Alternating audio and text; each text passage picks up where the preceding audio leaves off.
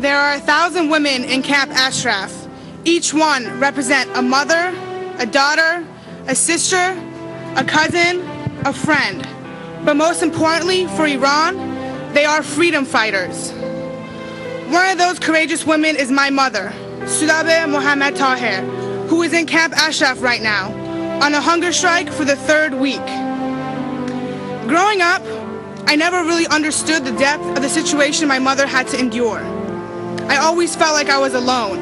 I questioned my mother and wondered how and why she could give me up, knowing that I had already lost my father to the brutal regime in the 1988 massacre. I wondered, did she not love me enough?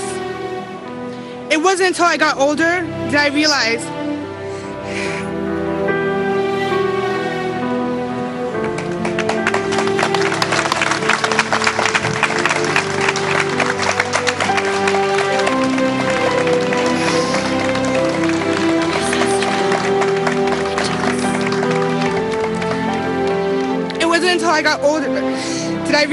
that it was because she loved me more than I ever knew. I'm sorry. She let me go because her love is larger than life. She loved all the children in Iran and her country so much that she would give up her only child to fight for it. I want you to take a moment and pause and think about a mother's willpower to give her child for the price of freedom and democracy. It is an impossible act, but the women of Ashraf have made this an unprecedented and admirable act. They have done this so that others do not have to face oppression and misogynist rules of the Iranian regime.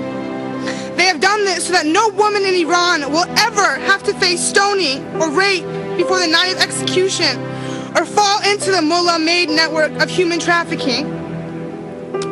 I understand now, despite all the hardship, I now know I'm truly privileged to say that both my parents are Mujahid al-Haq. As I said earlier, I have already lost one parent to Iran's dictatorship. I cannot and will not lose another, especially my mother. I will not be robbed of getting to know the family, the only family I have left in Ashraf. U.S. is obligated to protect them, but they broke their promise. Now we will save her and Ashraf, and that is my promise.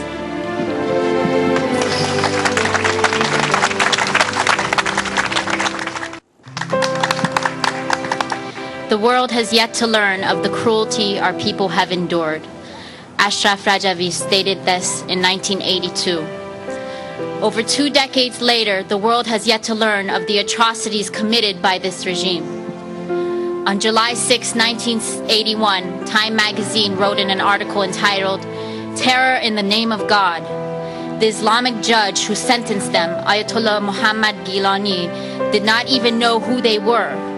The 12 girls, the oldest 18, the other under 16, refused to identify themselves in court. When Gilani asked their names, each in turn replied, "Mujahid." To the question, "Child of," each replied, "The people of Iran." Gilani solved the problem of identifying the girls by having them photographed. Then he co-signed them to the firing squad. Islamic guards led the dozen girls to the courtyard of Evin prison in Tehran. The oldest was clad in a flowing black chador, the traditional Muslim veil. The others wore dark headscarves. As the guards began to blindfold them, the girls started chanting, "Death to fascism, death to Khomeini." 20 years later, we are faced with the undying chants of "Down with Khamenei, down with dictators." From Fatemeh Mehspa, the 13-year-old girl executed by such firing squads, to Nida Agha Sultan, killed by a bullet in the streets of Tehran, the women of Iran have paid for freedom and democracy in their homeland with their blood. We now see their continued struggle and relentless bravery in each and every one of the women in Ashraf. So let us chant with them, "Down with Khamenei, from Ashraf to Tehran." Down with Khamenei, from Ashraf to Tehran.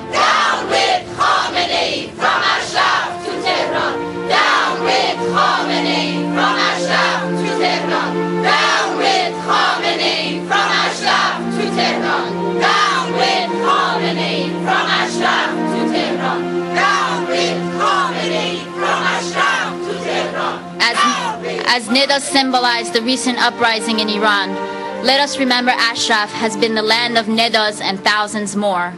Let us celebrate the bravery and unprecedented courage and leadership with all women of Iran. Those in Ashraf and those in Iran, we're with you, we're with you.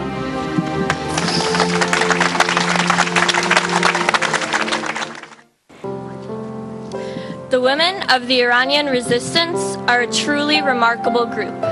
They have made sacrifices that most could never dream of in their quest for freedom and democracy.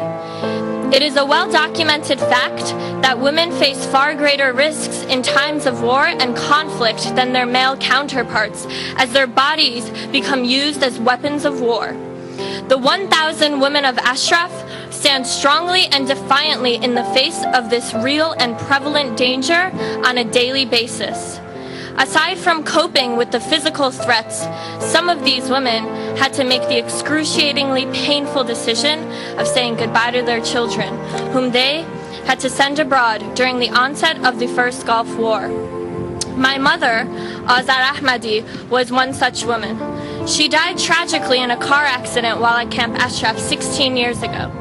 I still think about her every day. I know had she been here today, she would have been my best friend. I also know that the decision to send her two young children, my brother Hanif and I, to live in the United States was one of the toughest choices of her life. Like many of the other children who were separated from their parents at such a young age, I too wondered how and why my mother could possibly make such a decision. Did she simply not love my brother and I enough? I couldn't understand it. I just felt the tightness in my chest every time I thought of it. I've realized throughout the years that these mothers love their children so truly and so deeply that they are able to extend that love to all of the children of Iran. They want all of Iran's children, not just their own, to experience the joys of freedom, playing side by side in the Maidan-e-Azadi. The women of Ashraf are indeed remarkable. Durud.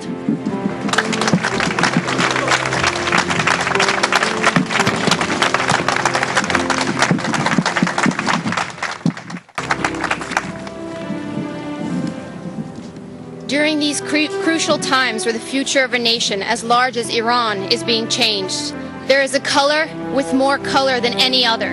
There is a name greater than all other names, and a sound echoing clearer and stronger than any other tune in every word written or said. It flows like the backdrop of a beautiful and lively picture.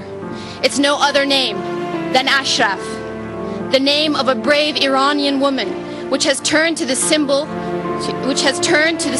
freedom and the 100 years of struggle for liberty in Iran. A phrase as beautiful as Ashraf City, an astonishing painting with thousands of colors, chants, and epic stories, telling the story of a nation awaiting freedom. This bastion of liberty is what has given freedom-loving Iranians the courage to stand tall and say, I am a free human being, standing to bring freedom to my land at a time where the truth is being veiled. These are the words of one of the brave women of Ashraf, the words of Elham Gudarzi. But we are here today to unveil the truth and to resonate the voice of the brave women of Ashraf throughout the world.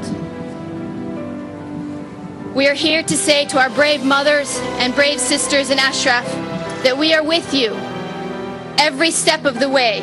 We take pride in your courage and steadfastness, and we gain momentum from the strength in the face of all hardships. Your valor in the face of the brutality of the Iraqi forces has made us stronger in our fight against the misogynist regime. Your chants for freedom are now being echoed in every street and alley in Tehran and all of Iran. And to my sister Asifeh, you called for the youth of Iran to rise because in Ashraf people like you, people like your brother Hanif, stood in the face of inhumane brutalities of the Iranian regime's puppets in Iraq, with empty hands to defend the century-long struggle of the Iranians for freedom and democracy. Asifeh, you said the youth of Iran cannot and will not be silenced. We are here today to tell you and all of your sisters in Ashraf that we are with you every step of the way, and we will continue this fight to the end. From DC!